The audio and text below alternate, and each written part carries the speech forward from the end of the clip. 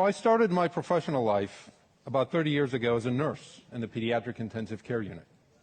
And I remember this one infant, let's call him Jonathan, who came in really, really ill. Seemed to have a rare genetic defect, but in those days, gene diagnosis was still in its infancy, so we couldn't really figure out what's wrong with him. And in the years since, as I've trained as a physician scientist, we've been living this phenomenal digital and scientific revolution. And I'm here today to tell you that we're actually hacking the software of life and that it's changing the way we think about prevention and treatment of disease.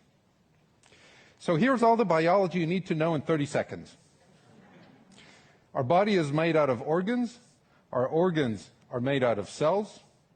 And in every cell, there's this thing called messenger RNA, or mRNA for short, that transmits the critical information from the DNA, our genes, to the protein, which is really the stuff we're all made out of. This is the critical information that determines what a cell will actually do. And so we think of it like an operating system. And it's not just in every cell of our body, it's actually in every cell of every organism alive. It's the same thing. And so if you could actually change that, which we call the software of life, if you could introduce a line of code or change a line of code, it turns out that has profound implications for everything from the flu to cancer. And I'm going to demonstrate that with 3 short examples. Let's start with the flu. So many of us get a vaccine. What is a vaccine? It is an injection in our arm where we get bits and pieces of the virus, the proteins, and that teaches our immune system to recognize the virus, and so when we get infected, we're not sick. Now, imagine if instead of giving the protein, we would give the instructions on how to make the protein, how the body can make its own vaccine. That's an mRNA vaccine, and here's what it looks like from the cell. So the traditional approach has protein floating around your cells. An mRNA vaccine approach has the cells themselves in your own body making the vaccine. What's more alarming, a stranger prowling the neighborhood or somebody who just broke into your ground floor and tripped the alarm? That's what happens with an mRNA vaccine. You've tripped the alarm wire, and now the cell is dialing 911. It's calling the police at the same time as it's making the protein and saying, that's the bad guy. That's how an mRNA vaccine works, and for the last several years, we've shown this actually works in a whole multitude of animal models. Earlier this year, we published the first actual study in people, and it actually works in people. We took a group of volunteers and injected them with a messenger RNA vaccine against a variant of influenza. And all of these volunteers got the immune response we were hoping to see.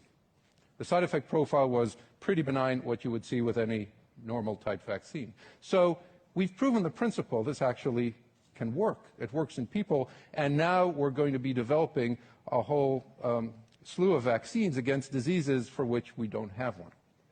So that's infectious disease. Now, for the second example, let's talk for a minute about cancer. Horrible disease. Cancer has affected the lives of many of us and will affect the lives of many more of us as we age. The problem with cancer at the cellular level is that the DNA is screwed up. You've got these mutations, and this screwed up DNA leads up to screwed up information that makes screwed up protein. And so the cell loses control. Now, how do you figure out what is actually screwed up? Well, you got to figure out the whole sequence, right? It took us decades and billions of dollars to sequence the human genome. And we've done that. We achieved that in 2003. And now we're less than 15 years later, and it takes us a week. And we can do it for every patient. So now we can go and figure out what exactly is screwed up in a patient, and we can use that information to make a vaccine. We take that information, say a patient with lung cancer, and we take the biopsy, we figure out the sequence, we figure out their immune system, and that all becomes information. It goes up in the cloud into a bioinformatic algorithm, and then automatically makes a vaccine that we administer into their normal tissue, into the muscle, to try and wake up their immune system. Now, the challenge, of course, is that every person's cancer is different.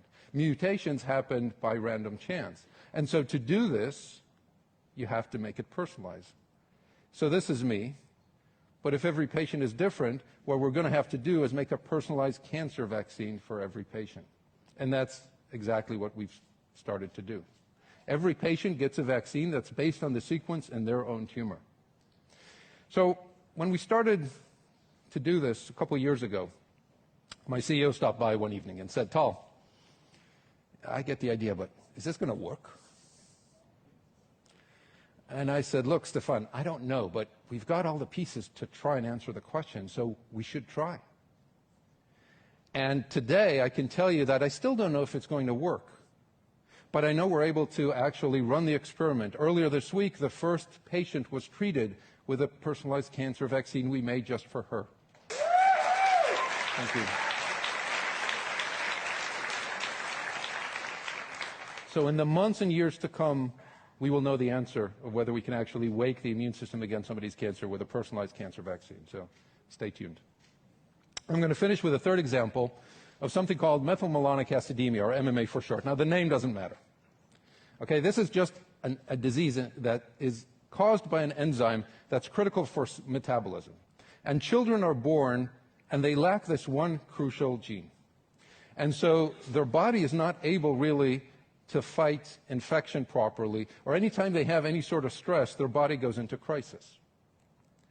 They have one gene that's gone awry, and it causes a really significant disease. If you look at what happens over time for these children, about 1/3 of them don't make it to the age of 10. You see here the survival curve, whether the gene is completely lost or whether there's just an aberration in it, the survival is impaired. And what do? Well, there's not much you can do because the missing protein is actually missing inside their cells. So what do? Well, here's what we do. We take out their liver and we transplant the liver from a donor that is healthy and normal into these kids. Think about it. They're missing one critical piece of information. And what we do is transplant an entire organ. Well, it fixes the problem, but what if there's a better way? What if we could fix the missing information? So based on innovations, nanomedicine, a new class of invention that Bob Langer across the river at MIT and Cambridge has been inventing, we're now able to package this information in messenger RNA with a goal of giving it as an infusion and then having it go to the liver to replace that missing information. Is this going to work? Well, we know the biology works. So together with the National Institutes of Health, we've studied this in a mouse model. And this mouse has been engineered to have the exact same problem that the kids have. They're lacking the same gene. And you can see in the red line what happens to these mice when they're born. Pretty much immediately, they die. They cannot cope with stress. But if you inject messenger RNA that codes for the one missing protein that replaces that information, these mice, all of them survive, as you can see in the green line. And if you look at them, they not only survive, they're actually growing, they're gaining weight, they look like they're healthy littermates. We're hoping to start the clinical trials in the near future, and the idea is the same thing here. If you think about what it is we're trying to do, we've taken information and our understanding of that information and how that information is transmitted in a cell, and we've taken our understanding of medicine and how to make drugs, and we're fusing the two. We think of it as information therapy. I started by telling you about Jonathan, and 30 years ago, when I was a nurse in the intensive care unit, I worked 2 night shifts. And Jonathan came in when he was about 12 months old and very quickly became dependent on a ventilator. And for the next 15 months or so, every time I came into the unit, he was my patient to care for. Bathe, feed, treat, play with.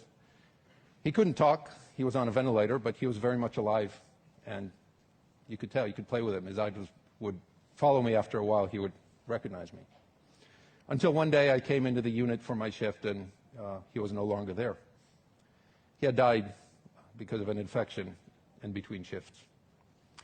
Imagine a world where we can not just diagnose, but we can actually use the information to create vaccines, to wake up the immune system to something like cancer, and to fix the missing information for children with diseases like Jonathan so that they can live the ICU and live a healthy life. Thank you.